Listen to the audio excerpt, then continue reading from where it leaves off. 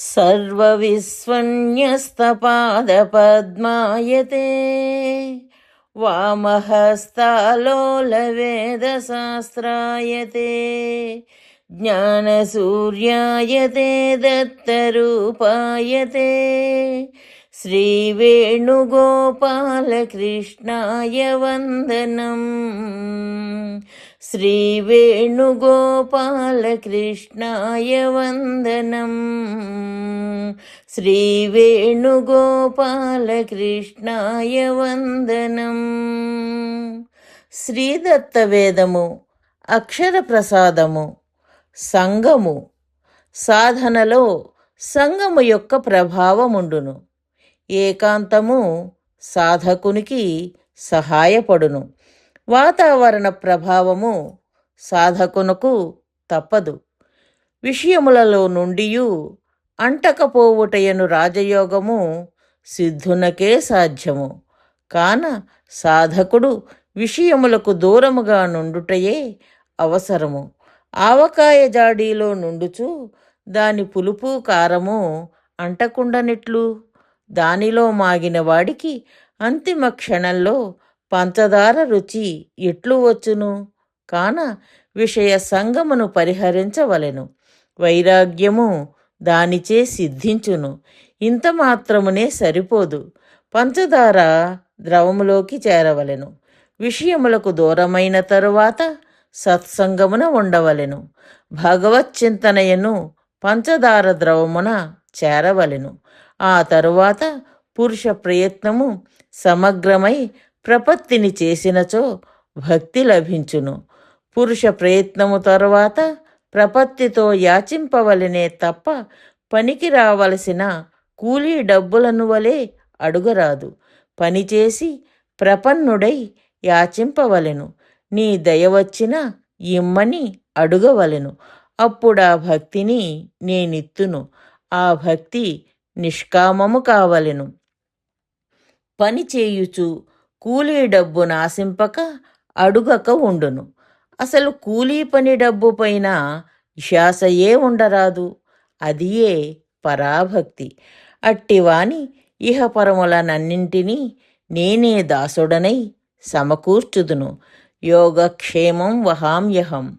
జారుడెన్ని కష్టములు పెట్టినను, తన సొమ్ము తీసుకుని అమ్ముకున్నను, గుడిసెలో ఉంచి తాగి వచ్చి తన్నుచూ హింసించినను, తన తల్లిదండ్రులు వచ్చి రమ్మని పిలిచినను పోక, ఆ జారుని వెడలేక ఆ జారుడు చేయు హింసలన్నీ తనకు ప్రియములుగా భావించిన యువతి వలె నున్నప్పుడే పరాభక్తి అనబడును. జారుడు సుఖపెట్టుచున్నదే కృష్ణతత్వము. పై విధముగా హింసించి పరీక్షలను పెట్టున్నదియే శ్రీ దత్తాత్రేయ తత్వము. అనగా పరాభక్తి యొక్క పరాకాష్ఠయే శ్రీదత్త తత్వము. శ్రీకృష్ణునిలో కనీసం సుందర రూపం ఉంది. బృందావన నృత్యం, మురళీగాన రాసక్రీడలు మొదలగు సుఖాలున్నాయి. కాన కృష్ణుని జారునిగా అనుసరించిన గోపికల విషయం జారత్వమనున్నదే ఒక్క లోపము తప్ప మిగిలినవన్నీ సుఖాలే. ఆ పై తత్వమే నేను. శ్రీదత్తుని జారునిగా అవలంబించిన జీవులను గోపికల విషయం అట్లు కాదు. శ్రీదత్తుడే సుందర రూపాన్ని వదలి భయంకర వికార రూపములతో దర్శనమిచ్చును. అటువంటి సమయాలలో కేవల రూపాకర్షణ కలవారు నన్ను విడిచిపోవుదురు. అట్లు పోనివారిని రాసక్రీడలతో ఆనందింపచేయుటకు బదులు అనేక విధములుగా కష్టపెట్టి హింసింతును. ఆ హింసలకు మరికొందరు జారిపోదురు.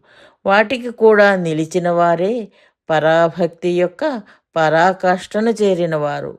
మాయ వచ్చి జీవుని వెనుకకు రమ్మని ఆకర్షించును. మాయయను తల్లి వచ్చి, నా ప్రియపుత్రి, ఇంకనూ వీని నేల విడువవు, రూపహీనుండును, భయంకర వికార రూపముగా మారినవాడును, మరియు నిన్ను అనేక విధములు హింసించుచున్న వానిని ఏమి కారణంతో ఉన్నావని ప్రశ్నించును. అప్పుడు ఆ భక్తజీవుడు, నా దత్తుడే రూపమును పొందినా నన్నెంత హింసించినా విడువజాలనని చెప్పును. అదియే పరీక్షల పరాకాష్ట. అట్టి వానికి నేను కైవల్యమిచ్చుటయే కాక వానికి దాసుడనగుదును. పార్వతితో మాయావటువు చెప్పినదిదియే. శ్మశానవాసి, భయంకర విరూపాక్షుడు, పరమ దిగంబర దరిద్రుడు, ఎన్నో కష్టాలు పడతావు అని చెప్పినా నాకా శివుడే కావాలన్నది.